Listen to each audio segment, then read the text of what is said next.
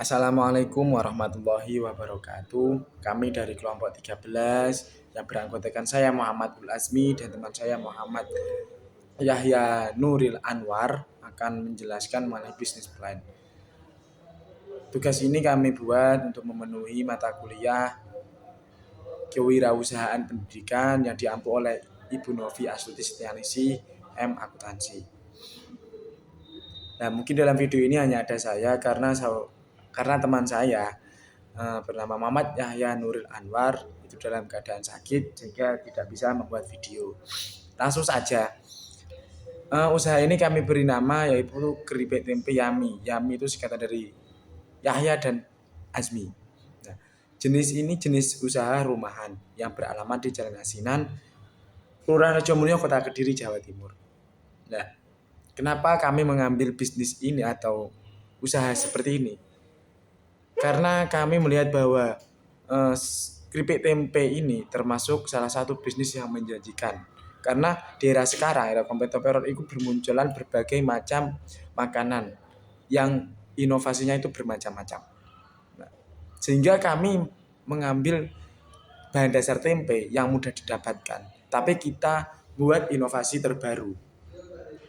Kita olah tempe tersebut hingga menjadi sesuatu yang tidak biasa seperti itu. Walaupun usaha ini usaha rumahan, tapi di dalam keripik ini tetap ada yang namanya gizi maupun vitamin maupun dan lain sebagainya. Nah, inovasi yang kami buat ini keripik ini bisa berbentuk bulat ataupun berbentuk persegi empat dan juga bisa kami buat persegi tiga, tergantung di lapangan. Nah, tergantung di lapangan itu mungkin konsumen itu kita lihat dulu konsumen nanti menginginkan bentuknya seperti apa, atau kita buat percobaan terlebih dahulu. Kita memasarkan 3 bentuk jenis yang berbeda dengan rasa yang sama. Nah, itu lebih tertarik yang mana konsumen. Nah, seperti itu. Nah, latar belakang usaha ini yaitu pertumbuhan pendidikan dan perekonomian. Nah, kami juga ingin menciptakan lapangan pekerjaan. Nah, karena di dalam usaha ini tidak kecil, tapi kita membutuhkan modal yang lumayan besar. Dan yang ketiga yaitu memanfaatkan peluang usaha keripik tempe. Nah, seperti itu. Tujuan usaha kami yaitu yang pertama pasti untuk mendapatkan keuntungan. Ya, pasti itu. Dan yang kedua itu menjadikan pekerjaan sampingan. Dan yang ketiga itu kami merencanakan pembangunan usaha kecil menengah yang bergerak di dalam bidang produksi sekaligus penjualan makanan ringan. Nah, itu keripik tempe ini. Nah, seperti itu. Nah, potensi dalam usaha ini kita cukup menjanjikan karena keripik tempe ini itu sudah sangat terkenal dan juga ekonomis serta dapat dinikmati oleh semua kalangan, baik kalangan menengah ke atas maupun kalangan menengah ke bawah. Dan keripik tempe ini karena itu digoreng itu pasti bisa bertahan cukup lama. Itu. Mengenai produksi, bahan yang utama yang dibutuhkan pastinya bahan dasar tempe. Ada banyak tambahan mungkin seperti balado atau varian rasa, gitu. Seperti itu. Ataupun bumbu-bumbu yang lain sebagainya.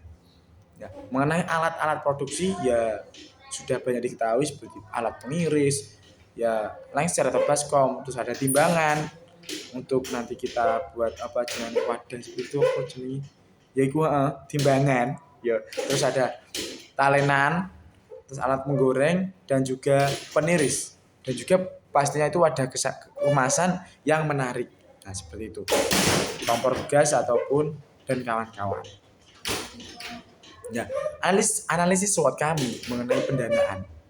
Nah, mengenai pendanaan langsung saja ke pendanaan ya, pembiayaan. Kita di sini biaya tetap itu kisaran kita membutuhkan modal awal karena kita itu usahanya lumayan besar ya, tidak kecil. Kita seperti kompor gas itu kita membutuhkan 5, tabung gas 5 juga. Terus mesin pengemas itu ada 1, mesin pengiring rumah produksi, ruko. Kita juga membutuhkan ruko dan blender. Gitu. Blender itu 5 buah. Nah, kenapa kita membutuhkan ruko? Karena di lain, jadi tujuan usaha kami atau produk kami ini keripik tempe itu kita pasarkan ke toko-toko ataupun kita masuki supermarket ataupun jajan oleh-oleh khas. Selain itu kita juga membutuhkan yang namanya ruko. Ruko ini kita jadikan sebagai tempat produksi maupun tempat pemasaran yang utama. Ya, seperti itu. Kita membutuhkan modal 409 juta 250 untuk semua itu. Itu untuk biaya tetap. Biaya tetap itu maksudnya kita sekali modal mungkin 5 tahun atau 10 tahun baru kita ganti. Nah, terus ada biaya variabel. Variabel ini yang dimaksud seperti bahan apa ya? Bahan bahan apa jenis itu? Jajannya itu, bahan seperti tempe, tepung tapioka, tepung beras. Jadi bahan hasilnya seperti itu loh. Minyak goreng, varian rasa maupun telur dan sebagainya. Itu total membutuhkan 2.250.000. Ini untuk awal. Nah, dengan biaya total tadi 409.250 ditambah dengan biaya variabel 2.250 kita membutuhkan modal 411.500.000 seperti itu. Nah, kemungkinan untuk bisa menutupi modal sebesar ini, nah kita itu sekali produksi itu kita menghasilkan 750 buah. 750 buah. Nah, dalam harga jual per buahnya kita itu sudah melabelkan untuk semuanya 8.000 gitu. 8.000 kita jual di pemasaran seperti itu. Nah, mungkin nanti bisa oleh toko bisa dinaikkan 9 untuk mengambil keuntungan atau 10.000 itu terserah. Ya. Jadi cuman dari kita itu 8.000 seperti itu.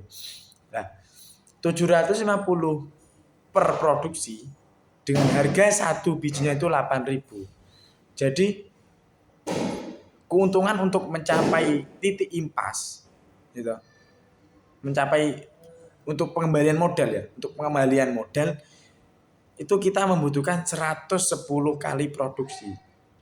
Jadi ketika kita sudah produksi 110 kali berarti ada kisaran 3-4 bulanan ya. 4 bulan kurang lah ya.